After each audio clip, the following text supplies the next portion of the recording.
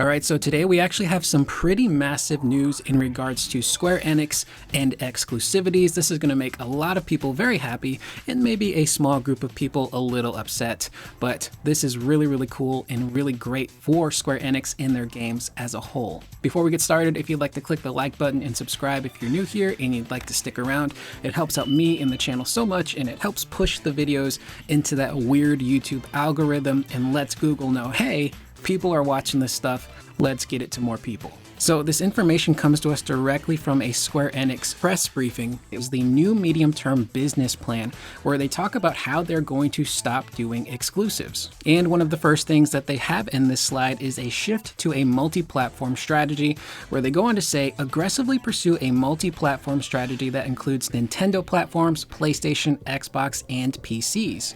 Build an environment where more customers can enjoy our titles in regards to major franchises and AAA titles, including catalog titles. Devise a platform strategy for SD titles too that includes not only iOS and Android, but also the possibility of PC launches. Maximize the acquisition of new users when launching a title, and that of recurring users after starting management of game operation. Now this is really massive news, and if you ask me, this is really good news. Square Enix has obviously been in a really weird period these past few years. You have a game like Final Fantasy VII Remake, which was highly anticipated, and it started off as what was supposed to be an exclusive to PlayStation for 1 year, but during that time of exclusivity, something clearly happened behind the scenes with Sony and Square Enix, where Sony most likely threw a ton of gil at Square Enix and said, we love this game, we don't want anyone else to have it, we're going to lock down exclusivity in terms of the console stuff to the PlayStation only. Now eventually the game would come out on PC, and then later on you'd have games like Final Fantasy 16, which again would be PlayStation console exclusives. There is a PC port coming later on, and then now we have Rebirth, which is on a PlayStation 5, and that's all you can really play it on right now, but eventually it's going to come to PC. But either way, this is brilliant. This is something that Square Enix used to do back in the day, where a lot of their games did come out multi-platform, and I remember, I think, like the first Final Fantasy that was multi-platform was Final Fantasy 13, and that kind of, helped introduce a new group of people to the Final Fantasy world, and there's to this day still massive Final Fantasy 13 fans out there. A game like Final Fantasy 15, which came out multi-platform and sold really well. And I know one thing that people will point out is that historically, Square's games haven't sold all that well on the Xbox, which is true, but in this day and age, you got to take a sale where you can get it. A sale is a sale.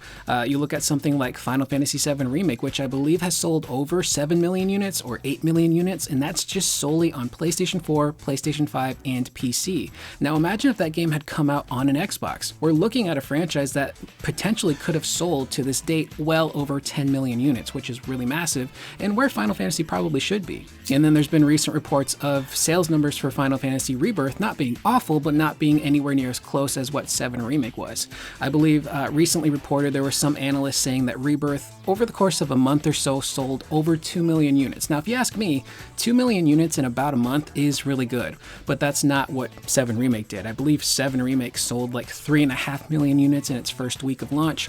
Final Fantasy 16 did about 3 million its first week, so it is lagging behind those sales, but there's so many things that go into the sales numbers for Rebirth and why they're not as strong as 7 Remake. There was the pandemic, which, everything was shutting down when 7 Remake came out, so people were more likely to get invested in a game like 7 Remake or Animal Crossing, for example. And then, of course, 7 Remake just had so much hype built up around it. The impossible game, Final Fantasy VII, is finally getting a remake, so there's a lot that went into that game doing as well as it did.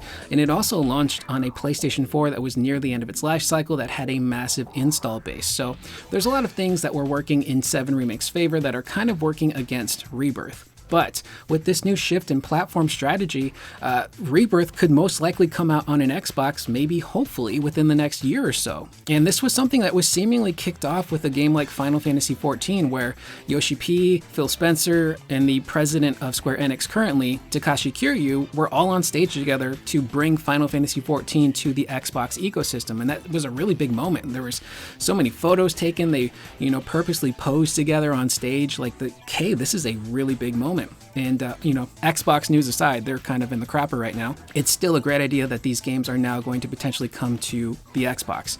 And even recently, Yoshi P was quoted in saying that he was looking to get Final Fantasy XVI on other platforms. And I had speculated, obviously, PC, which is going to have the PC 16 release soon, maybe the next generation Nintendo console, but obviously Xbox. Xbox is probably the only other console right now that could handle Final Fantasy XVI and run that game in a proper way without losing any type of fidelity or any technical stuff. So I would not be surprised if within the next year, maybe even by the end of the year, they're able to announce, hey, Final Fantasy XVI, that's going to come to the Xbox ecosystem within the next year or so, which is really big news. And again, we don't know what the exclusivity agreements are behind the scenes. We have a vague idea of what they are when it comes to the 7 Remake trilogy with Sony and Square. Some court documents came out a while ago that we covered, which seem to allude that these would be permanent console exclusives, but everything has an expiration date at some point. So it's very likely that the expiration on 7 Remake and maybe even Rebirth in 16 is coming up a lot sooner than we anticipated.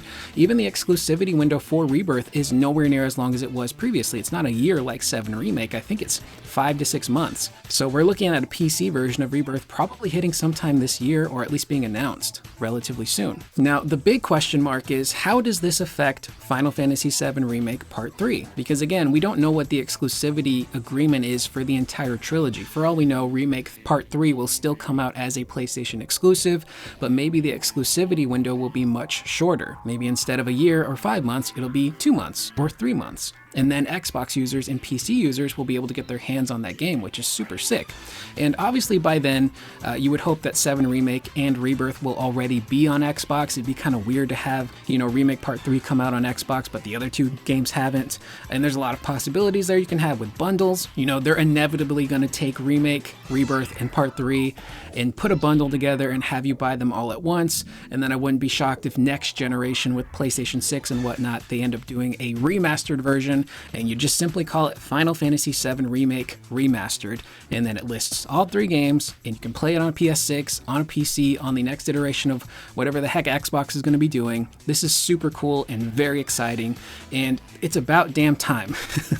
These games are incredible. There's so much fun to be had with like 7 Remake and 16 and Rebirth, and even some of the smaller Square Enix games that people on Xbox and PC are missing out on. And the more people that get to play these games, the better. I've been saying this for years, and I believe it's true. I want a game like Final Fantasy VII Remake or Rebirth and even 16 to do really well and reach massive amounts of people so they can now be introduced to the world of Final Fantasy. There are so many people who started with Final Fantasy VII Remake, and because they loved it so much, they went to 16, and because they loved 16 so much, they went to Final Fantasy X, or they went and played the OG FF7, or they played 6. So it really is a gateway to get people involved in the franchise in particular, which is just, again, it's very exciting, and this is nothing but good news in my personal opinion.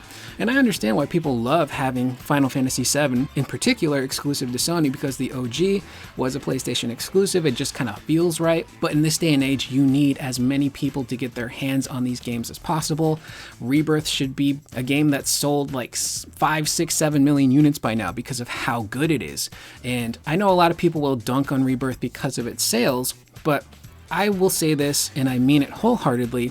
Whatever the sales are for Rebirth right now, it's not indicative of the game's quality. Rebirth is hands down one of the best games I've played in a very long time, and I'm even stacking that up against 7 Remake. And I love both games for different reasons.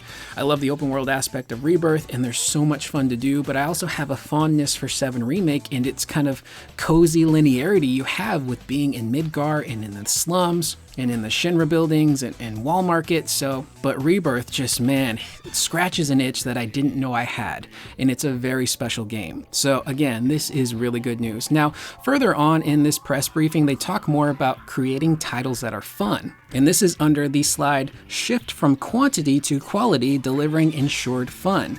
Strive to create the optimal portfolio, striking a balance between a product out approach that gives creators imaginations free rein as they develop content, and a market in approach that references customers' voices and data to inform our development efforts. Engage honestly with our customers and strive for a regular launch cadence, focusing our development efforts and investment on titles with strong potential to be loved for years. Continue to monitor monitor the value of our content production account closely and work to keep it to an appropriate level. Now, this is something that Square has actually been struggling with for the past few years, where at some point in time, they had a bunch of smaller games that were all coming out relatively close to one another. And granted, I don't think the development cost for those games was anywhere near, the 7 Remake project or Final Fantasy 16, or even like earlier before this, like the Tomb Raider games. But when you have all of these small games releasing in such close proximity to one another, and you have to factor in marketing, that then becomes really expensive. And some games are going to get more marketing than others. So it's almost kind of like they cannibalize each other. So this was something that came out recently where Square was, really revamping how they were going to make and release games and focus less on making a ton of games, quantity, and focus more on the quality. Make fewer games, but make sure that they're high quality, bigger AAA titles on the level of Final Fantasy VII Rebirth or Final Fantasy 16. Now, that doesn't mean you can't have like a Dragon Quest here or there, because Dragon Quest is still a very popular brand for Square Enix that has a huge fan base, so I think that game is fine. Kingdom Hearts has obviously got its rabid fan base, so that's going to be fine.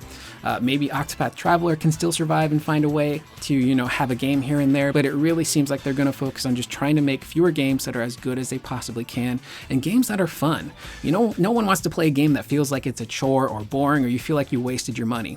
And if you ask me personally, again, I'm going to keep glazing over Final Fantasy VII Rebirth, but they got that nailed down to a T with Rebirth. I had so much fun with that game from beginning to end.